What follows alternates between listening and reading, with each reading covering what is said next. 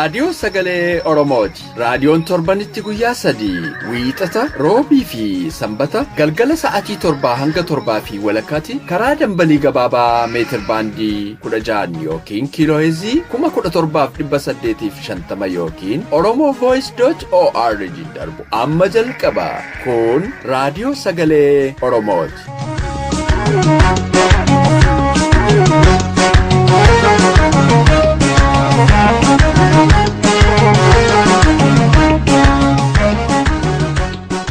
Akka mul'atan dhaggeeffattoota keenya kabajamoo kun qophii keenya sanbata raadiyoo sagalee Oromoo irraa kan isiniif darbu qophiilee keenya beeksisuun kan isin waliin turaan walii gammeeti. Qophiilee keenya irraa oduu fi qophii waaree mareeti. Muuziqaa torbees ni qabna. Hanga qophii keenya xumuraatti akka nu waliin turtan isin affeerra. Amma gara oduu keenyaatti isin dabarsa.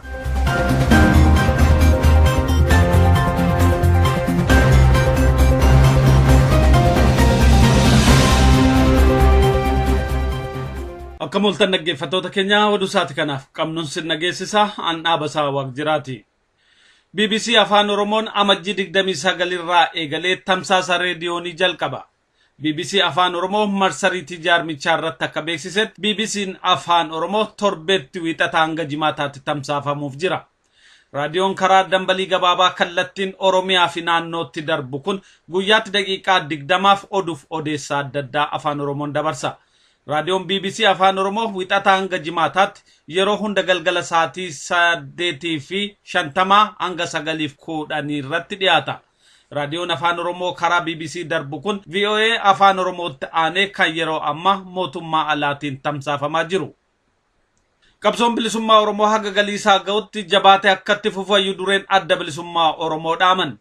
Hayyudureen adda bilisummaa Oromoo obbo Daawud Ibsaa haasawaa guyyaa waraana bilisummaa Oromoo mooraa giddugala leenjii dhaabichaatti kabajame irratti dhageessisaniin qabsoon Oromoo sirna cunqursaa fi gabroomsaa buqqisuuf eegalame jabaatee kan itti fufu ta'a. Hanga qabsoon keenya galiisaa gahutti humni kamuu dhaabuu akka hin dandeenye diina keenyaafis fira keenyaafis mirkaneessina.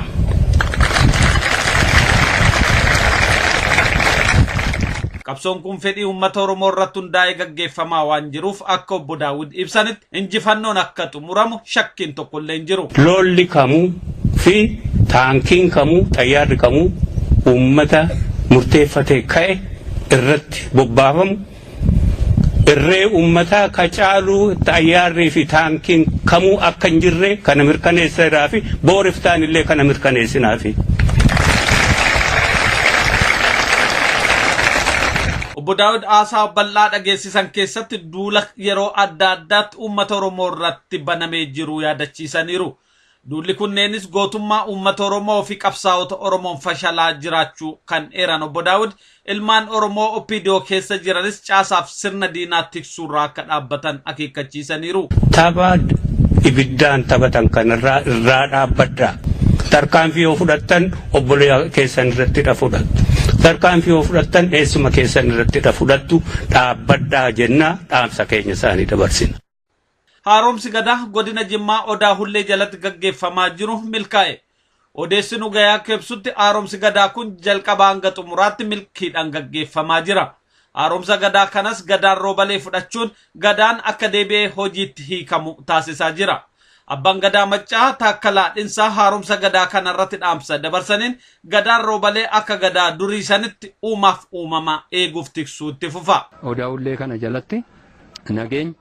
misooma qabeenya uumamaa duraanuu qabu akka kunuunfamu haala mijatuun akka waliin jiraatan haala uummanni isaa jaallatuun akka tokko ta'an gadaan amma qabee lammata akka gadaan as keessa kufeen jenne haaromsa kanaan mirkaneessine. Damee gadaa Maccaa kan ta'e gadaa Odaa Hullee waggoota 300 oliif addaan citee ture. Tattaaffii abbootiin gadaa hayyoota Oromoo qeerroof uummati Oromoo gaggeessaniin gadaan kun deebi'ee haaromuun hojiitti seenee jira. Sababa weerara daangaa Oromiyaa irratti raawwatee tureen manneen barnootaa hedduun akka cufamanii jiran beekame. Odeessa Adaamaarraa nu gahee akka addeessutti weerara daangaa Oromiyaa irratti karaa ba'aa fi kibbaa raawwateen manneen barnootaa 200 ol ta'an agammaatti cufamanii jiru. Hojiin baruuf barsiisuus dhaabbateera. Rakkinicha kan ammeesse keessaa tokko barattoonni maatii isaanii waliin qeef qabeenya isaaniirraa buqqa'uudha. Kana malees barsiisonni 400 ol ta'anis sababa weerarichaatiin buqqaanii akka jiran beekameera. Yeroo ammaa kanallee weerarichi dhaabbatee waan hin jirreef baruu barsiisuun kunis akkasuma danqamee akka jiru hubatameera. Oduun sa'aatii kanaaf qabnu kanuma. Qophii keenyaaf waliin nagaan nu tura.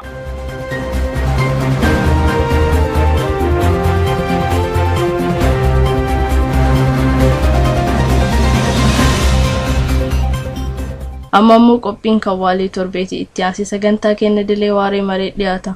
Amma gara muuziqaatti sin dabarsa.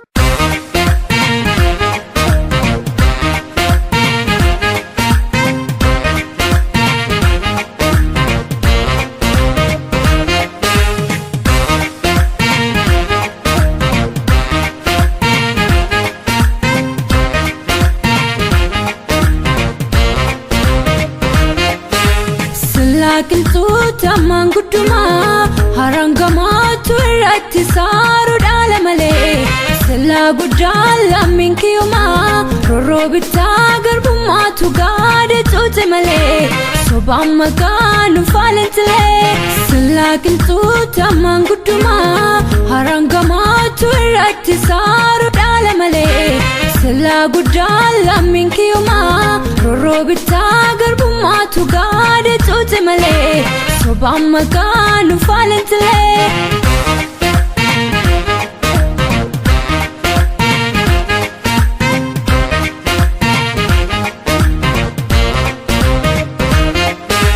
Dubbaddu sintaanii harka jabaatanii ganna qabanii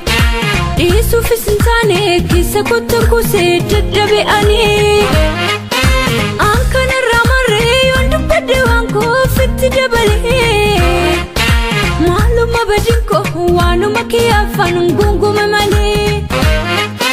maalo yaalamiko lammii yaadaan lama hin taanu maalo yaalamiko jaalleewwan koo haa tokko taanu maalo yaalamiko salphanne osoo hamma nageenyu maalo yaalamiko tufti oromoo haa wal nageenyu maalo yaalamiko jireenyumaan ormi nu dhaale maalo yaalamiko nutu callisee ofitti ilaale.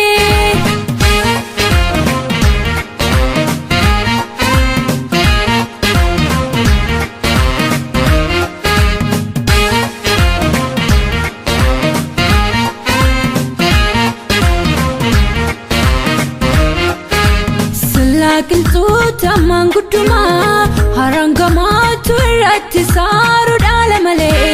sillaa guddaa lammiin kiyyuma rorroo bittaa garbummaatu gaade cuute malee sobaan maqaan faalantilee sillaa qilxuuta mangudduma harangamaatu irratti saaru dhaala malee sillaa guddaa lammiin kiyyuma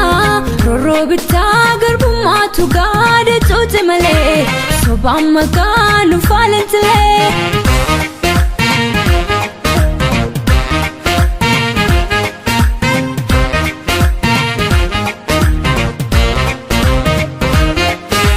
Nuti rafnu galee garaa maaltu rafaaf itti gammadee callisne bu'aan fiduu wareegama barbaada karaan takka badee. Nuti rafnu galee garaa maaltu rafaaf itti gammadee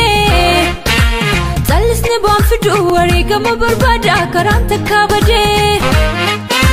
Dulli haala gaara beenu seenee nu dulchise biyyaa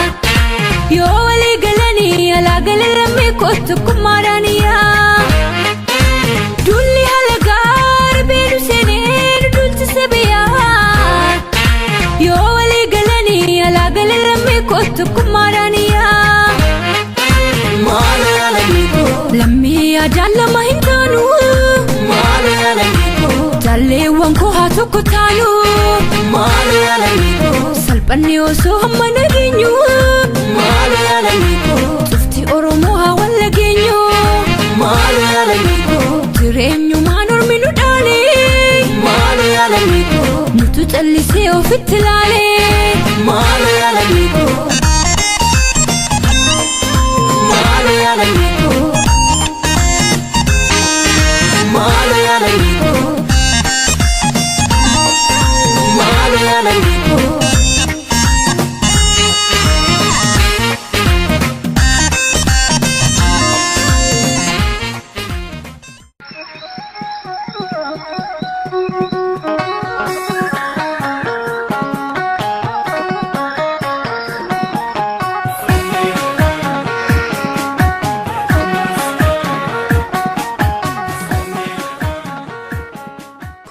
qophii waarii mariiti. Qophiin kun torbanitti sanbata galgala yeroo kana dhiyaata. Kaayyoon qophii waarii marii aadaan wal marii, wal dhaggeeffannaa fi ilaafilaameen hawaasa Oromoo gidduutti dagaagee wal hubannaan akka jiraatu taasisuudha. Qophii waarii marii.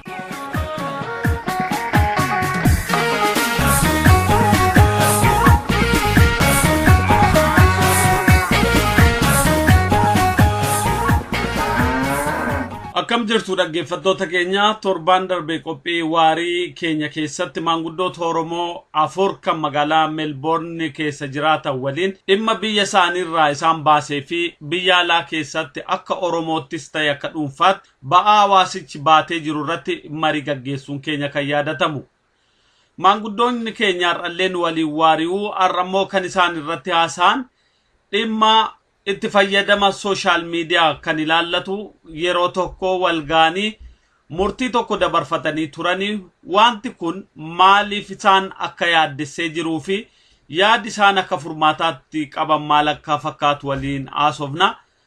Maanguddoonni keenya obbo Abdul Fattah, obbo Nasir, obbo Huseenii fi obbo Muhammad akka ta'an isin yaadachiifna. Isaan waliin nagaan nu waari'a. Waan dhimma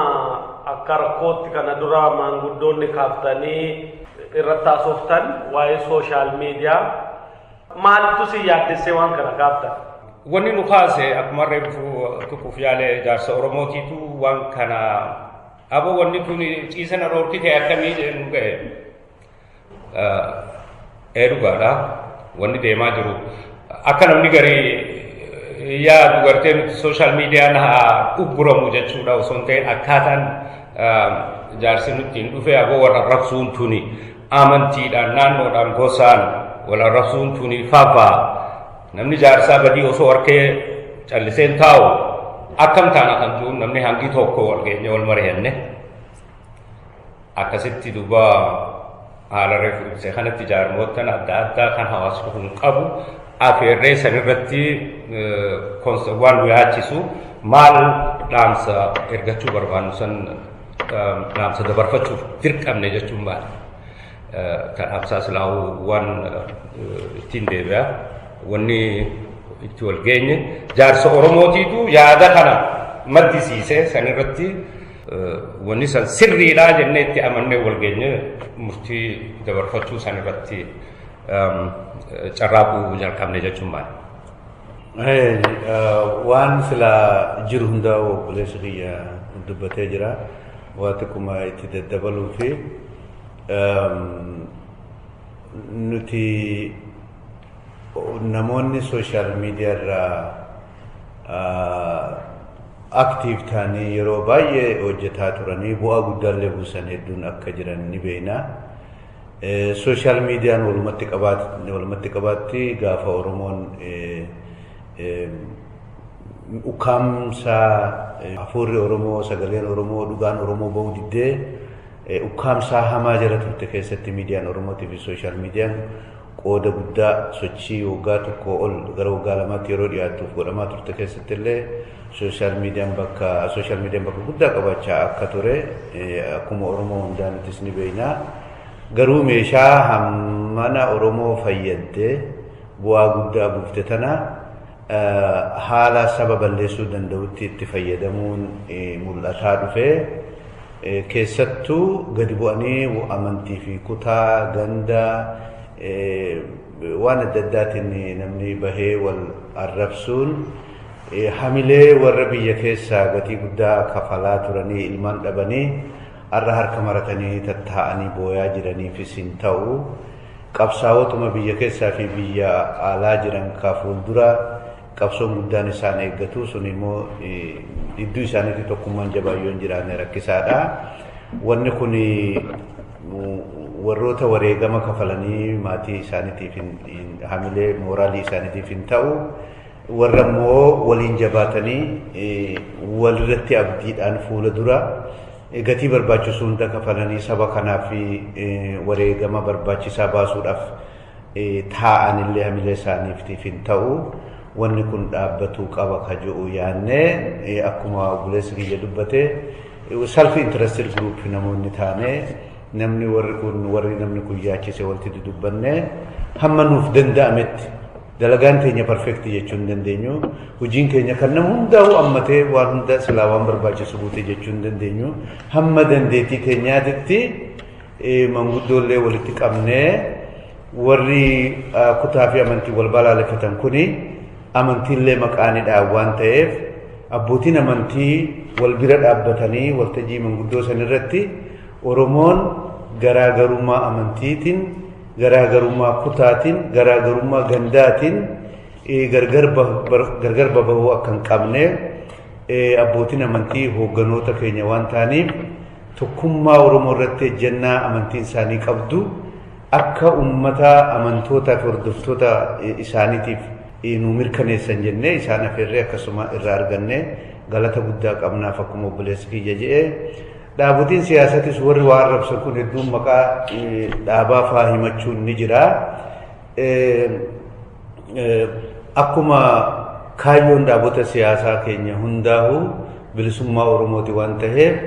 isaanillee nuti namni kutaa fi amantiin gandaan Oromoon gargar ba'uu qaba jee amanuu ni jira jennee yaadne akkasuma hordoftoota isaaniitiif saba Oromootiif ejjennoo qaban akka uummata kanaaf ibsan hiree kenninaaf jennee waltajjii uumne yaamne isaanillee dhufanii akkasumatti hundinuu sagalee tokkoon tokkummaa Oromoo irratti ejjennaa qaban dhaaba isaanii bakka bu'anii ibsanii sunis waan bareedaadha ture. Egaa yaadni keenya manguddoo taanee haga danda'ametti abbootii amantii taanee hoogganoota hawaasa keenyaa taanee hoogganoota community lamaa jira lachuutu akkasuma dhufanii isaanislee waan gaarii haasawan akkuma viidiyoo san irratti mul'ate hoogganoota hawaasaa taanee manguddoo taanee dhaabota siyaasaa taanee hoogganoota amantii taanee waliin dhaabbannee jara keenya karaa bareedaa deeman jirru kuni qabsoo hadhaawaa sabni keenya amma itti jiru kana ni gufachiisa walirratti abdii xiqqeessa warroota wareegama qaalii kafalan kan maatii isaaniitiif illee waan isaan arguu barbaadan gaariin ta'u mee wal arrabsuu kana haa dhiifnu jechuu waluma geenyee akkasitti gorsa walii kennuudhaaf ture akka yaada keenyatti itti milkooyne jennee yaadna. Galata ulfaadhe jaaroleen tenna galatumtu dhugumaaqaatti wanni jaaroleen ten daladdee har'a waan akka malee nama boonsaati wanni dhugumaa sooshaal miidiyaa irratti deemaa jira kun inni waan guddoo agartee nam cufaa yaaddeessee sammuu nam cufaa ta'e deemaati. Sooshaal miidiyaa yoo jennu sooshaal miidiyaan kun bifa lama qaba. Sooshaal miidiyaa akka OMN yookaan agartee shaakala iddoo kana gaa kana doon ta'in iyyuu feesbuukii abbaan dhuunfumaan banatee agartee irratti tokkummaa sabaa kan laafisuu fi naannummaanii gandummaanii waan kana agartee oofa jechuun waan sab kennaatiif agartee hamlee qabaatii miti akkasitti agartee waan kan dur dhaabannee wanni kun waan dansaa miti jennee ummata waan kan oofa jira kana akka gorsinu ka jedhan yaaduu isaaniitiif galata isaanii hin badini. Dhuguma namni kun uummata kenna ijoollee dhaqna gubbaatti deemtee akkan taatu kun uummata kenna nam kenna maayyoo jenne agartee yoo nama mormaa taatee abashaa tokko taatee soomalee tokko taatee waan kan dur dhaabachuu hin dandeenyu mormuu hin dandeenyu dhowwuu hin dandeenyu itti lakkifnee laalla nam fi waan jedhan qubufi kaajaa kutanii hin gatan jedhe Oromoo mammaakee jarri kun harma gubbaatti ija jira maal godhuu qabna akkana jennee laalla yoo maal aadaa Oromooti miti aadaa teennaa miti maal godhuu qabna jara kana boo dhaabuu qabna kamiin dhaabuu qabna akkuma nagahaatiin uummata kana erga dabarsinee fi wanni isin dubbachaa jirtan kunini waan sabkeen agartee addaan diigaatii waan tokkummaa sabkeen dhowwaatii wanni kunini agartee nurraa haa dhaabbatuutii jennee ergaa karaa jaarsaatiin akka itti dabarfannu jennee akkanatti dubbanne. Dhuguma maayyoo jettanii qabsoo teenumee saniin beektanii qabsoo kanaan dur biyyi keessatti haa ture nama ilmi takka qabdabeetti jira nama abba takka abbaa ofii ka qabdabee jira ka intal dubra intal qabdabee jira ka haadha qabdabee jira warrooti abbaa dhabe ka haadha dhabe ka obboleetti dhabe sunini gaafa obboleessi saduu kun uummati sun hin boonne qabsoo bilisummaa Oromootiif du'anii jedhanii hin sabbaranii maaliif hin boo'in dhugaatu nama hedduun sabii kiyya kanaa afetti abbaan ka Oromiyaa irratti afetti na abbaa kiyya jedha haati haaftetti yoo tijjidoota illee na haati tijji jedha ilmi haaftetti yoo ilmi dhabellee ilmi kii jedha intalti haaftetti intalti jedha sabuu fi irratti addatee jechuudha. Kanaafi yoo amma guyyaadha sooshaal miidiyaa irratti gandummaaf naannummaaf amantummaa kaagartee wanni kun akkana deemti taate warri duraan sabuu ilmi dhabee ilmi isaatiin boo'in intalli dhabee intalli isaatiin boo'in haadha dhabee haadha isaatiin boo'in abbaa dhabee abbaa isaatiin boo'in yoo Oromoon gaddaaf naannummaan akkanatti ka wal qoodi taate gana gaddi aarayii dhibiin itti dhagahamaa jechuun maa waan abdata hin qabne obboleessi kiyya yookaan obboleettiin kiyya abbaan kiyya maana irratti du'e qabsoo sabni Oromoo gandaa naannummaan qood kanaa fedhee lubbuu isaa diinatti ufaansee lubbuu isaa dhabe ka jedhe yaada. Uummati biyya keessa qabsoo jiru kun akka dhuunfaatti warrooti wareegam kun isanuu namni isan beekuun dandeetee nama haga hin qabne warrooti kun sababii warra kun wareegamee rasaas diinaatti ufaansee wanni uf kenneef namni tokko man tokko keessa anuma garboomee callaa odoon tahin sarkiyyatti garboomee hayyoo du'ellee maqaan aduu malee seenaa kiyya agartee biyya kiyya bilisa bahee seenaa kiyya numa akka jedhuufi sabi isa bilis baasuuf lubbuu isa tan agartee diin duratti aanfatee galaafatame jechuun. Kanaaf uummati keenya miidiyaa irratti maqaa gandummaatiif naannawaa agartee kutaan wal arrabsee naannummaan waan kan oof kunin akka obbolummallee kadhanne nam kenna tanaaf agartee gorsaaf isaan gaafanne akka isaan waan kan dhaaban isaan gaafanna. Tan callaa odoon ta'ini nami dhaloota iyyuu aadaa agartee seeritti dhalata qaba aadaatti dhalata qaba safuu itti agartee itti walii ciree itti walii fokkifate qaba. Naannummaa callaan odoon ta'in gandummaa callaan odoon ta'in arrabee asirratti warri kun wal arrabsuyyuu waan dhugumatti aadaa nama keessa hin jirre aadaatiin keessatti hin argamne. Kamisan agartare hayyuma Oromoo beekuma Oromoo namuma Oromoo nam dhiiraa nadheen tolchanii afaan kuulanii ilkuulanii shaashii mata gubbaa kaahanii nadheen tolchanii achi dhaabanii namuma fuul beekan ka maqaa beekan intal dubraa qullaa baasanii wayaa irra baasanii kaameeraa kanaan mataa waan matumisii gubbaa kaanii achi dhaabanii tun aadaa nuti dhalannee itti guddannee fokkoo hamtuu waan aadaa ta'e nallee keessallee jiraatee miti.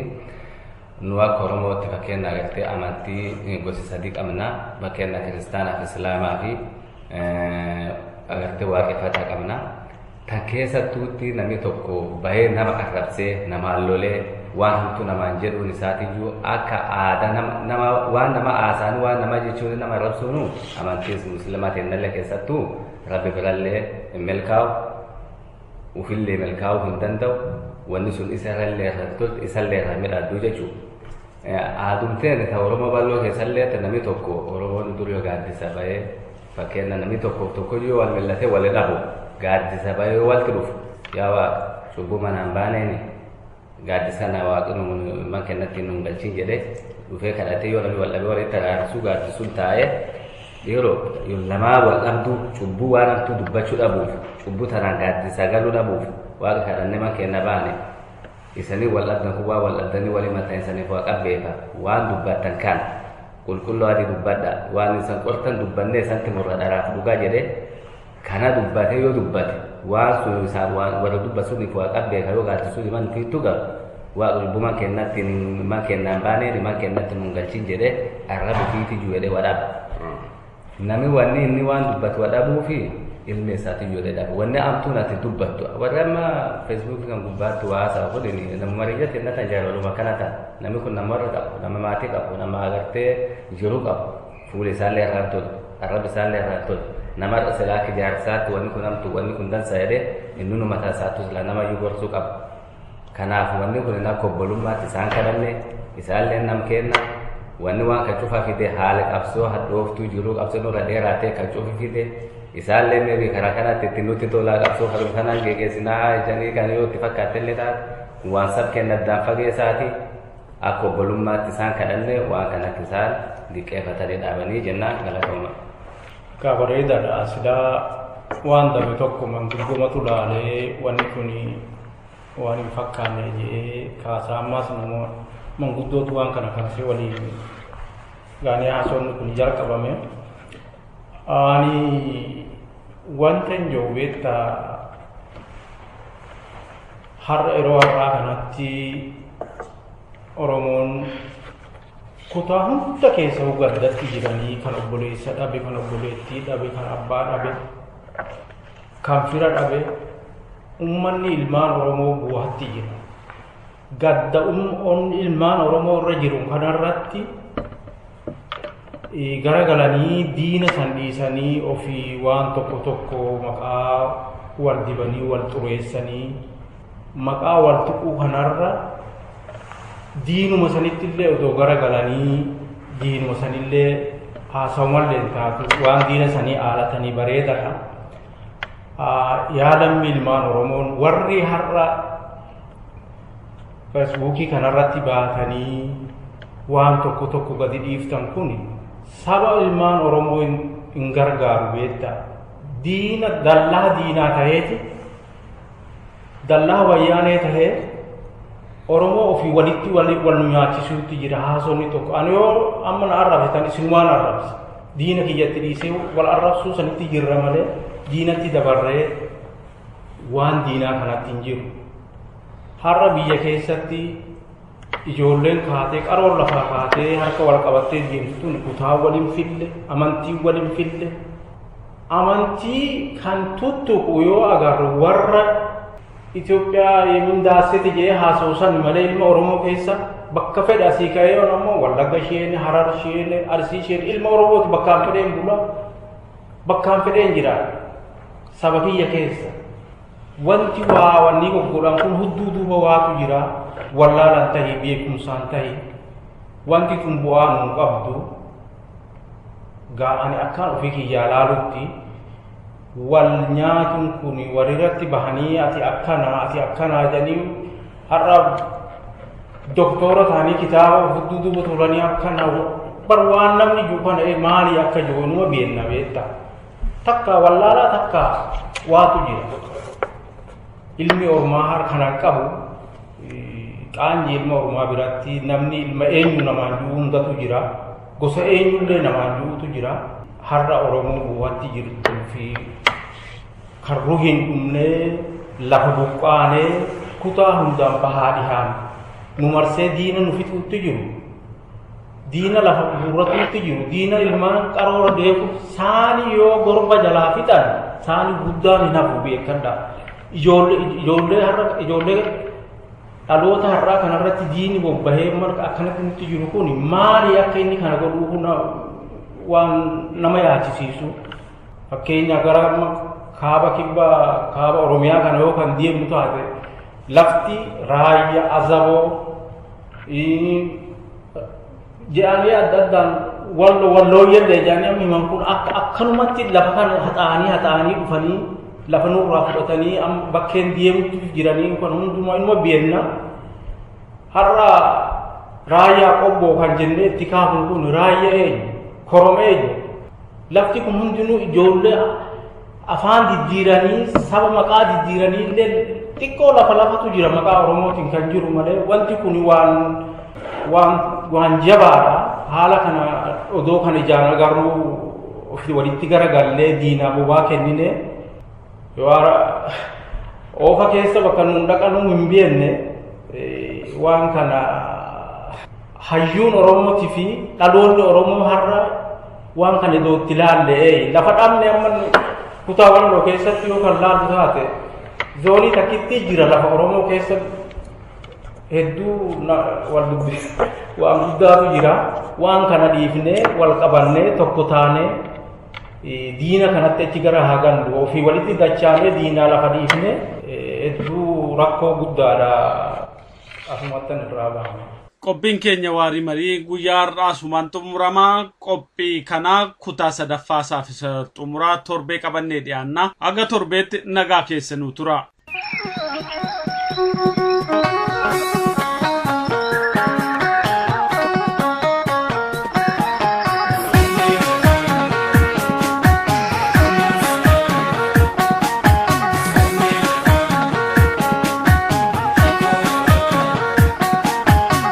hanga yoonaatti kan caqasaa turtan reediyoo sagalee Oromoo dambalii gabaabaa isinii darbaa ture. Daqiiqaa 30 waan waliin turtaniif hedduu galatooma. Qophiilee keenya wiixata hanga walitti deebinuuf nagaan nuuf tura.